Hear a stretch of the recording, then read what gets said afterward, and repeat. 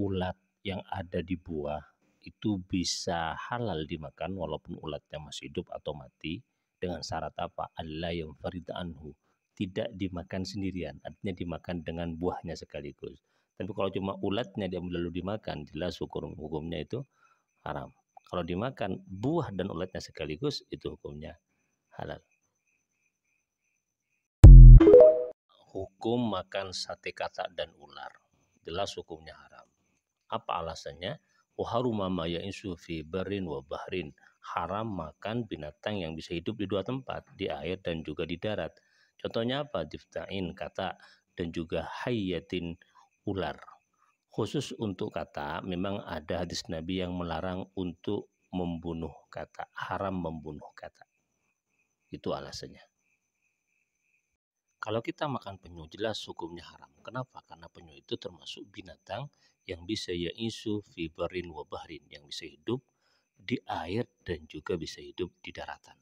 Tapi kalau kita makan telurnya penyu, itu halal, tidak haram lagi. Karena ada kaidah sairul buyuti tohiratun walau min ghairi ma'kulin. Semua telur itu suci walaupun ia berasal dari binatang yang haram dimakan.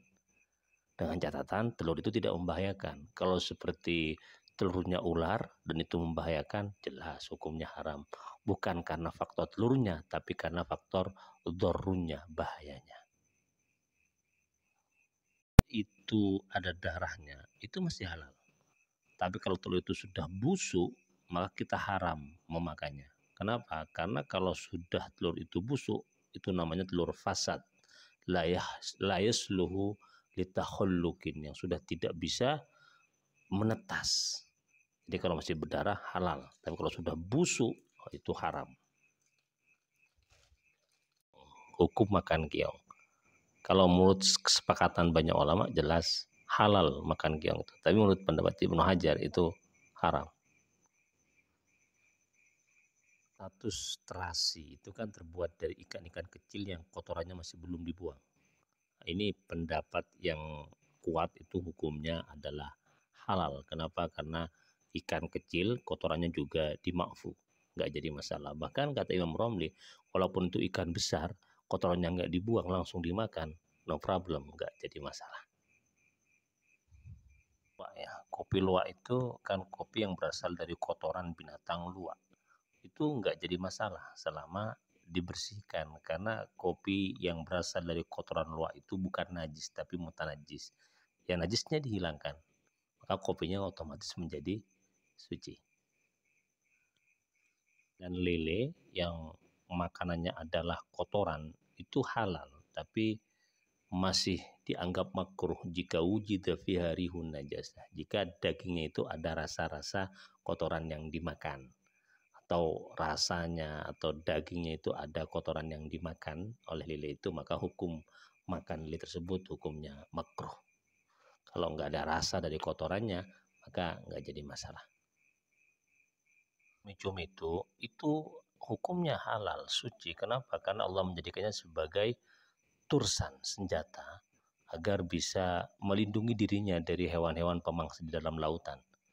Dan nggak bisa disamakan itu dengan lu'ab atau koi, ludah atau dengan muntahan. Jadi pendapat yang mengatakan itu haram karena cairan hitam itu disamakan dengan air liur atau muntah, padahal itu bukan. Itu ciri khas daripada cumi-cumi dan sebagai tursan yang Allah ciptakan kepada dirinya sebagai pelindung. Jadi hukumnya suci. Yuyu itu kan kepiting, ya sejenis kepiting yang hidup di sungai-sungai, kebun-kebun atau di sawah-sawah. Itu gimana hukum makannya? Kalau menurut pendapat Imam Syafi'i itu haram, yahrum akulhu lil khabath. Haram memakan yuyu karena dianggap kotor, menjijikkan. Tapi tidak menurut pandangan Imam Malik, hukumnya halal. Terserah ikut siapa. Hukum makan keong. Kalau menurut kesepakatan banyak ulama jelas halal makan keong itu. Tapi menurut pendapat Ibnu Hajar itu haram. Kepiting. Kalau kepiting itu jelas halal. Kan hidup di dua darat, di dua tempat. Ya sebenarnya itu hidup di dua tempat. Tapi di darat itu ya insulayudum, hidupnya tidak lama, hanya sementara. Yang jelas hidupnya itu adalah di dalam air. Karena itulah sebenarnya habitat dari kepiting itu di air, bukan di darat. Makanya hukumnya halal kepiting. Makanan yang ada formalinnya itu hukumnya nggak jadi masalah. Dengan syarat satu, formalinnya itu sedikit, dan yang kedua itu dibutuhkan, digunakan untuk kebutuhan-kebutuhan mendesak, untuk pengawetan misalnya. Jadi ada dua syarat kita bisa mengonsumsi makanan yang diformalin dan itu hukumnya halal. Pertama, tidak membahayakan, jadi dosisnya sedikit. Yang kedua, formalin itu digunakan dan betul-betul dibutuhkan oleh makanan yang diawetkan.